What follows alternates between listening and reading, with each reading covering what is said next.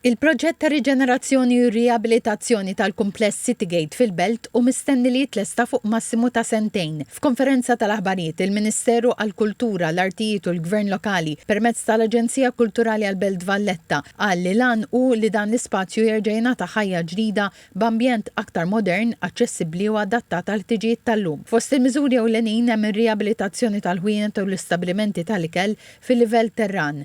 L-okkupanti preżenti se jżommu l-kirja tagħhom u l-postijiet tagħhom se jiġu rranġati u modernizzati biex joffru servizz aħjar lill-pubbliku. Element ċentrali tal-proġett se jkun il-ħolqien ta' spazju multifunzjonali fuq l-ewwel solar biex jilqa' fih attivitajiet kulturali, kreattivi u soċjali differenti. F'dan l-ispazju se tinħoloq ukoll żona sensorjali u ta' benesseri maħsuba biex toffri spazju ambjent kalmu immersiv għar-residenti u l-viżitaturi. Se jkun hemm ukoll żona dedikata għal wirjiet temporanji tal-arti biex artisti emerġenti u stabbiliti ikollhom spazju fejn jesebixxu x-xogħlijiet tagħhom.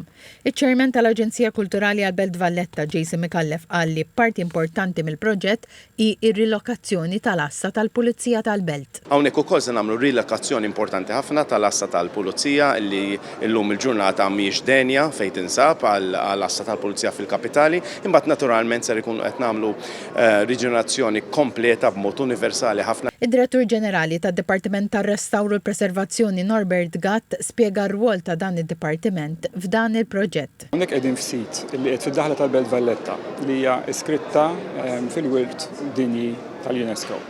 Barra minn hekk il-proġett innifsu ta' Citygate l-oriġinali huwa proġett mis-sittinijiet fl-idjoma tal-arkitettura modernista mill-Perit Taljan Bergonzo. Daw iż-żewġ elementi jitolbu speċjalizzazzjoni wkoll biex il-proġett iħares lejn l-uniċità ta' daw iż-żewġ fatturi flimkien. U allura l-ispeċjalizzazzjoni tad-dipartiment tiegħi ħatkun qiegħda tħares lejn dawn l-elementi biex toħroġ l-aħjar tal-post f'dak li huwa l-ħsieb mbagħad tar-riġenerazzjoni tiegħu. Il-Ministru għall-Kultura, l-Artijiet u l-Gvern Lokali Owen Bonnici qal li l-proġett se jkun kompletament aċċessibbli b'lifts u escalators biex persuni ta' kull età u b'livelli differenti ta' mobilità ikunu jistgħu jagħmlu użu mill-faċilitajiet offruti.